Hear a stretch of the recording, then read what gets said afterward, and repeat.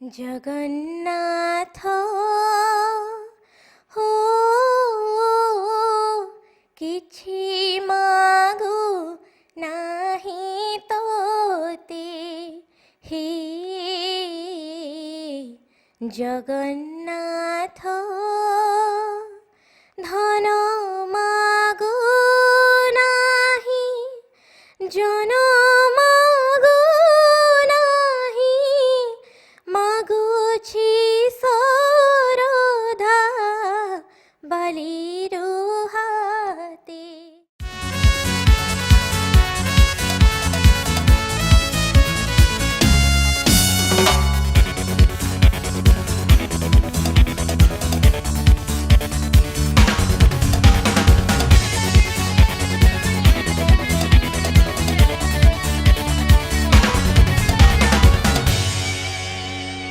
नमस्कार।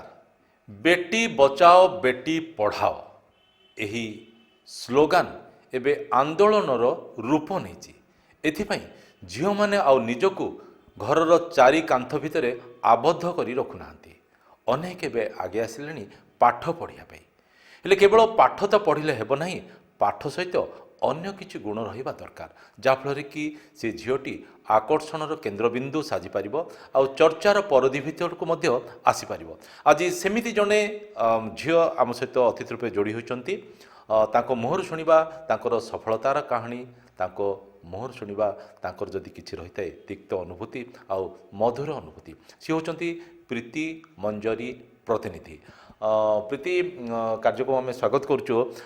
जमतीक मु कहली जे झील मैंने बर्तमान आउ घरर चारि कांथ भितर निजक रखापी चाहूना कांथरू घर बाहर की से पाठ पढ़ुंट पाठ सहित साठ कि आयत्त करमती किए गीत शिखा भल पाए किए नाच शिखापी भल पाए किए मार्शल आर्ट शिखापी भल पाए एमती बहुत किसी आमर रही जमती कि जड़े कलाकार हाँपाई चाहिए मंच नाटकर कलाकार। तो जहाँ आम बर्तमान देखुलु आगु प्रोफाइल जे प्रीति रंजन को गीत गायापी मंजरी को गीत गायापी भल लगे आउ या सहित मंच नाटक अभिनय करिया मते भल लगे। ये जो गीत गाइबा मंच नाटक अभिनय करिया ये केते वर्ष बयस आरंभ होला ये अभियानटा? नमस्कार। प्रथमतः मुझे आपण को धन्यवाद देवाक चाहिए आपण मते एते बड़ अपॉर्चुनिटी देले निजको साबित करने। Thank you. मु जिते छोट थी माने 5-6 वर्ष होइथिबो सेतोले मु मोर अभिनय स्टार्ट करी स्कूल रे। सेतोले मु फर्स्ट प्राइज पाइथिली किंतु मु जान नथिली अभिनय माने कोन। अच्छा अभिनय कोन न जानि कि मध्य माने काहर की कहला माने सर कहले ना की कहला? टीचर कहिथिले जण मैडम कहिथिले सुकुआ वाली कैरेक्टर गोटे करिया पई। अच्छा अच्छा सेटा मु करथिली मोर एबे पर्यंत मने पड़नी मु एक्चुअली करथिली कोन। सेटारे मु फर्स्ट प्राइज पाइथिली। तो ता परे मु केबे भी स्कूल लाइफ रे एक्टिंग करिनी। माने पूरा नाटक थिला सेटा नै कि? आज्ञा कोन नाटक ना कोन थिला मन अछि? सेमती किछि नै सेटा भी मने नाही आ। छोटी मन अछि जे गोटे सुखुआ वाली चरित्र रे अभिनय करथिलो बहुत बढ़िया कथा। जेतेबेले अभिनय करबा कथा उठिला सेतेबेले निहाती रूपे गोटे किछि दिन अभ्यास करिया को मध्ये पड़िथिबो रिहर्सल गोटे करिया पड़िथिबो। घरे कौन कहले घरे तो जानते ना ना घर किसी पचारिया पड़ नाला ना जो स्कूल आवार ही से केबे कथा पचारछन आपण छोट बेले रे ना छोट जोडा प्रथम सुखा वाली कथा ना ना सेटा ऑन द स्पॉट माने स्कूल रे मु थिल्ली मते कहले जे तू एक्टिंग करे। अच्छा मु बस ठिया हेली डायलॉग कहली स्टार्ट हैला मु भी निजे जानिनी जे काहे मु सेटा करली माने से स्किल मो भीतर कोठो आसिला। अच्छा आ मु गीत मध्य मु माने कोन से नाटक नथिला गोटे गोटे चरित्र रो अभिनय करिया पे कहले सुखा वाली चरित्र अभिनय करिया पे निजे निजे माने जहा सब संलाप जाक सेडा की कह माने कहले जे जहा तमे देखुछ बाहरे माछ बिकाली माने सुखा बिकाली माने से मानकर एक्टिंग करो। अरे अरे बहुत बढ़िया सेटा मु करथिली फर्स्ट प्राइज पाइथिली। बहुत बढ़िया कथा। तापरे आ पछु फेरी न ने आगु आगु मारी चल किंतु तापर केमती सब रहिला तापरे मु एक्टिंग को एते गुरुत्व दे नथिली। वर्तमान मु पुणी 3-4 वर्ष ला उथरे एक्टिंग स्टार्ट करिछि। मंच नाटक करिछि बहुत सारा नाटक करिछि आ मते केते जण माने बहुत बड़ बड़ डायरेक्टर माने मते सुजोग देइछन्ती करिया पई। रिसेंटली मु ड्रामा करथिली तितली ତାପରେ ମୋ ନାଁ ପ୍ରୀତି ମଞ୍ଜରୀ କହିଲେ କେହି ବି ଜାଣୁନାହାନ୍ତି, ସମସ୍ତେ ତିତିଲି ନାଁରେ ବର୍ତ୍ତମାନ ପରିଚିତ। ଆଜ୍ଞା, ମୁଁ ତ ସେଥିପାଇଁ ଆରମ୍ଭରୁ ହିଁ କହିଲି ଯେ ବର୍ତ୍ତମାନ ସମସ୍ତେ ଚାହୁଁଛନ୍ତି ଏମିତି କିଛି ଗୋଟେ କରି ଦେଖାଇବା ପାଇଁ, ଆୟତ୍ତ କରିବା ପାଇଁ, ଯାହାଫଳରେ କି ସିଏ ଗୋଟେ ଚର୍ଚ୍ଚାର ପରିଧି ଭିତ୍ତିକୁ ଆସିପାରିବ, ଆକର୍ଷଣ କେନ୍ଦ୍ରବିନ୍ଦୁ ସାଜିପାରିବ। ତ ବର୍ତ୍ତମାନ ପ୍ରୀତିରୁ ବର୍ତ୍ତମାନ ବନି ଯାଇଛନ୍ତି ତିତିଲି। ତ ଗୋଟେ ଡାଇଲଗ ଫାଇଲଗ କିଛି ଗୋଟେ ଆମେ କହିବା ଯୋଉଟାକି ଆମର ଦର୍ଶକମାନେ ଶୁଣିବେ। ନିଶ୍ଚୟ ନିଶ୍ଚୟ। ଚୁପ୍ କରନ୍ତୁ, କଥା କୁହନ୍ତୁନି ଆପଣ ମତେ। ଆପଣଙ୍କ ବାପା ଡାକିବାକୁ ମତେ ଲାଜ ଲାଗୁଛି ବାପା। ଆପଣ ସକାଳେ ବମ୍ବେ ଯିବା ପାଇଁ ଟିକଟ ବୁକିଂ କରୁଛନ୍ତି, ସେଟା ବି ମତେ ରାତିରେ ପରପୁରୁଷ ପାଖରେ ଛାଡ଼ିଦେଇ। ଛି। Thank you. ଆଚ୍ଛା ଆଚ୍ଛା, ଏଇଟା କୋଉ ନାଟକର ଥିଲା? ନାଟକ ତିତଲିର। ସେ ତିତିଲିର ଆଜ୍ଞା। ଆଚ୍ଛା ଆଚ୍ଛା, ମାନେ କ'ଣ ସେତେବେଳେ ସେଇ ଯେଉଁ ଜିନିଷଟା ତ ହଠାତ୍ ଆମର ଦର୍ଶକମାନେ ତ ବୁଝିପାରିବେନି, ମଝିରୁ ଏଇ ଯେଉଁ ସଂଳାପଟା ଆମେ କହିଲେ କ'ଣ ଥିଲା, ପୁରା ସେଇଥିର ପରିବେଶ କ'ଣ ଥିଲା ସେଇ ନାଟକର? ମାନେ ଗୋଟେ ସୁନ୍ଦର ପରିବାର ଭିତରେ ପ୍ରଥମେ ମା ଚାଲି ଯାଉଛନ୍ତି, ତାପରେ ବଡ଼ ଭାଇକୁ ଗୁଳି କରି ହତ୍ୟା କରି ଦିଆଯାଉଛି, ତାପରେ ଜଣେ ବାହାର ଲୋକ ଘର ଭିତରେ ଏଣ୍ଟର କରୁଛନ୍ତି, କଲା ପରେ ସିଏ ସମସ୍ତଙ୍କୁ ତାଙ୍କର କବ୍ଜାରେ ରଖୁଛନ୍ତି। ଆଚ୍ଛା ଆଚ୍ଛା, ତ ମୁଁ ଘରର ସବୁଠୁ ସାନ ଝିଅ ହେଇଥିଲି, ମାନେ ତିତଲି ଯିଏ। ମତେ ସିଏ ଯେତେବେଳେ ମାନେ ବଳାତ୍କାର କରିବାକୁ ଚେଷ୍ଟା କରିଥିଲେ, ମୁଁ ବାପାଙ୍କୁ ସହାୟତା ମାଗିଥିଲି, କିନ୍ତୁ ବାପା ମଧ୍ୟ କହିଲେ କ'ଣ, ତାଙ୍କ ଟ୍ରିଟମେଣ୍ଟ ପାଇଁ ଯେହେତୁ ସେ ପଇସା ଦେଉଛନ୍ତି, ଆଚ୍ଛା ଆଚ୍ଛା, ତ ମୁଁ ଆଉ କିଛି କରିପାରିବିନି ଏ ଭିତରେ କହିକି ସେ ପଳେଇଥିଲେ। ଆଜ୍ଞା। ପ୍ରୀତି ଗୀତ ମଧ୍ୟ ଗାଅ, ବିଭିନ୍ନ ମଞ୍ଚରେ ମଧ୍ୟ ଗୀତ ଗାଇବାର ମଧ୍ୟ ଆମେ ଜାଣିଛୁ, ଗୀତ ମଧ୍ୟ ଗୋଟେ ଶୁଣିବା। ନିଶ୍ଚୟ। ଜଗନ୍ନାଥ। ବହୁତ ସୁନ୍ଦର ଗୀତ। ଯେମିତିକି କହିଲ ଯେ ପାଠ ପଢ଼ୁଥିବା ସମୟରେ ସ୍କୁଲରେ ଗୋଟେ ଅଭିନୟ କରିବା ପାଇଁ ସୁଯୋଗ ମିଳିଥିଲା, ତା ପରବର୍ତ୍ତୀ ସମୟରେ ପୁଣି ଥରେ ମଞ୍ଚ ନାଟକକୁ ଆକର୍ଷିତ ହୋଇକି କରିଛ। ଏଇ ଗୀତ ଶିଖିବାଟା କେବେଠୁ ଆରମ୍ଭ ହେଲା? ଗୀତ ସାର୍ ମୁଁ ଯେତେବେଳେ 5th ଷ୍ଟାଣ୍ଡାର୍ଡ଼ ପଢ଼ୁଥିଲି, ମୁଁ ଜଷ୍ଟ ଗୋଟେ ସ୍କୁଲରୁ ଆଉ ଗୋଟେ ସ୍କୁଲକୁ ଯିବାକୁ ମାତ୍ର ବର୍ଷେ ଅଛି, ସେତେବେଳେ ମୁଁ ଗୀତ ଗାଇବା ଆରମ୍ଭ କଲି। ମୁଁ ନିଜେ ମଧ୍ୟ ଜାଣିନଥିଲି, ମୋ ବଡ଼ ଭଉଣୀ ଜଣେ ସିଙ୍ଗର ସୁଜ୍ଞାନୀ ପାଢ଼ୀ, ସିଏ ଗୀତ ଗାଉଥିଲେ, ତ ମୁଁ ତାଙ୍କଠୁ ଶୁଣିକି ମୁଁ ମଧ୍ୟ ଗାଇଲି। ଆଉ ସିଏ ମୋତେ ପ୍ରଥମ ଗୁରୁ ସିଏ ମୋର, ମୋ ବଡ଼ ଭଉଣୀ। ତାଙ୍କର ମ୍ୟାରେଜ୍ ହେଇସାରିଲାଣି। ହଁ, ଗୀତ ମଧ୍ୟ ଗାଉଛନ୍ତି, ସିଏ ମଞ୍ଚରେ ଗୀତ ଗାଉଛନ୍ତି। ସିଏ ମୋତେ ପ୍ରଥମେ ସତ୍ୟମ୍ ଶିବମ୍ ସୁନ୍ଦରମ୍ ଶିଖେଇଥିଲେ ଗୀତ, ଯେଉଁଟାକି ମୁଁ ସ୍କୁଲ ଲେଭେଲରେ ଫାର୍ଷ୍ଟ ପ୍ରାଇଜ୍ ଆଣିଥିଲି ସେଇ ଗୋଟେ ଗୀତରେ। ଆରେ ବାଃ, ବହୁତ ବଢ଼ିଆ କଥା। ମାନେ ପ୍ରଥମ ଅଭିନୟରେ ଫାର୍ଷ୍ଟ ପ୍ରାଇଜ୍, ପ୍ରଥମ ଗୀତ ଗାଇକି ଫାର୍ଷ୍ଟ ପ୍ରାଇଜ୍, ମାନେ ବହୁତ ବଢ଼ିଆ। ଯେମିତିକି କହିଲ ନା, ସ୍କିଲ୍ କଥା, ନିଜେ ନିଜକୁ ମାନେ ଆବିଷ୍କାର କରିପାରିନଥିଲ ଯେ ଭିତରେ ଏତେ ଗୁଡ଼ିଏ କଳା ଅଛି ବୋଲି। ତ ସେଇ ଗୀତ ତ ନିହାତି ରୂପେ ମୁଁ ତ ଶୁଣିବା ପାଇଁ ଚାହିଁବି, ତ ଦର୍ଶକମାନେ ମଧ୍ୟ ଶୁଣିବା ପାଇଁ ଚାହିଁବେ। ସେଇଟା ମାନେ ଜବରଦସ୍ତ ହିଟ୍ ଗୀତ ଥିଲା ସତ୍ୟମ୍ ଶିବମ୍ ସୁନ୍ଦରମ୍ର। ନିଶ୍ଚୟ ନିଶ୍ଚୟ। ईश्वर सत्य ही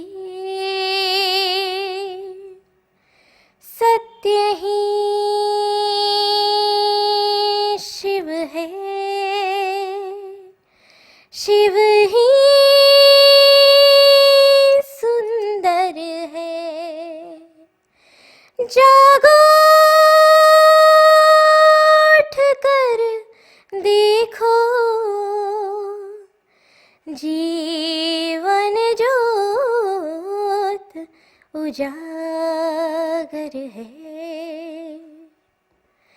सत्यम शिवम सुंदरम,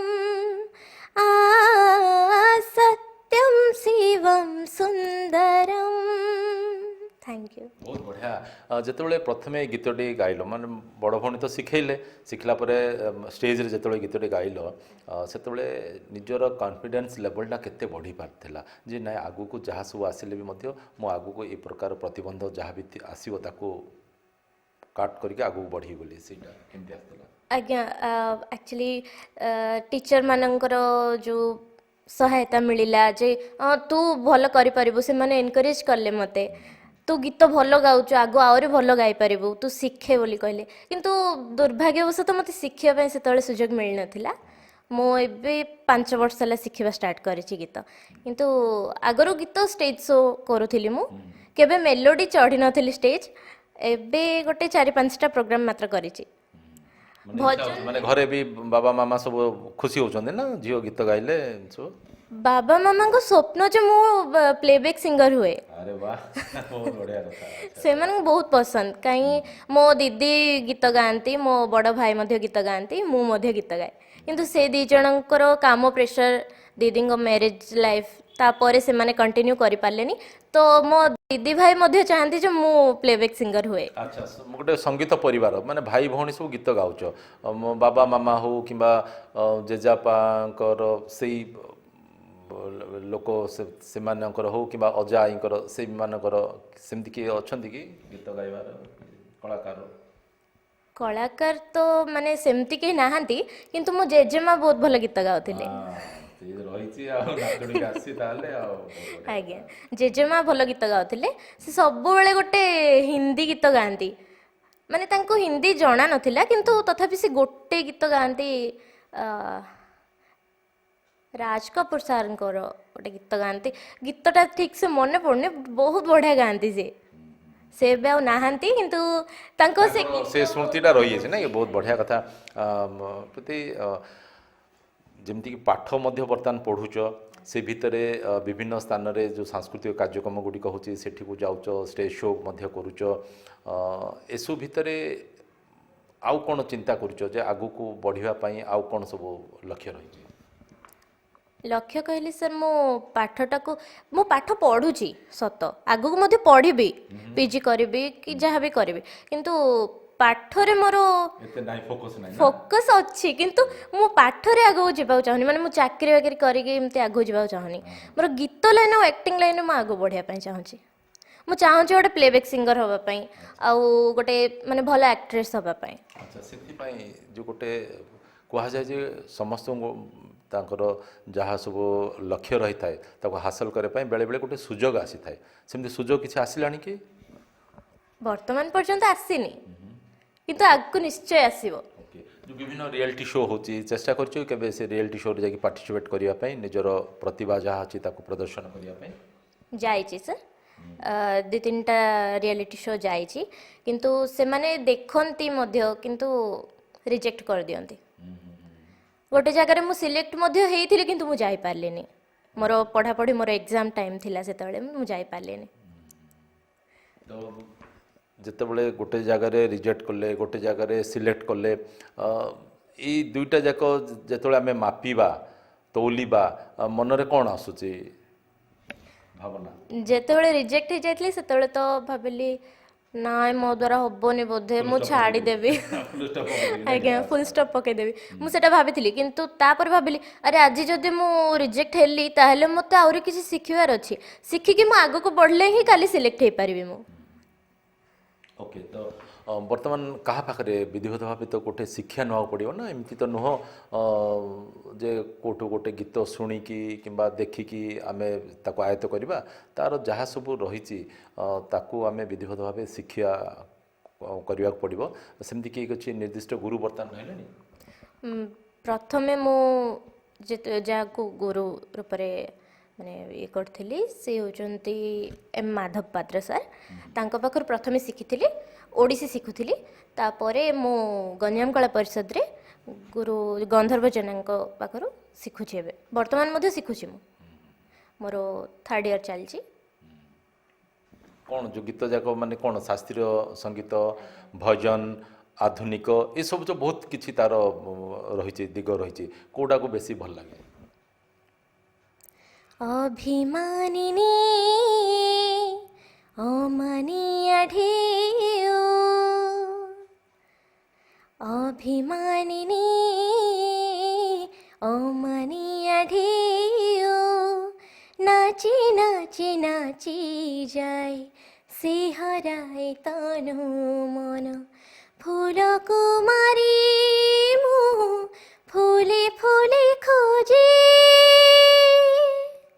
আজি বেলা তটে শুনি তার গুঞ্জন, অভিমানিনী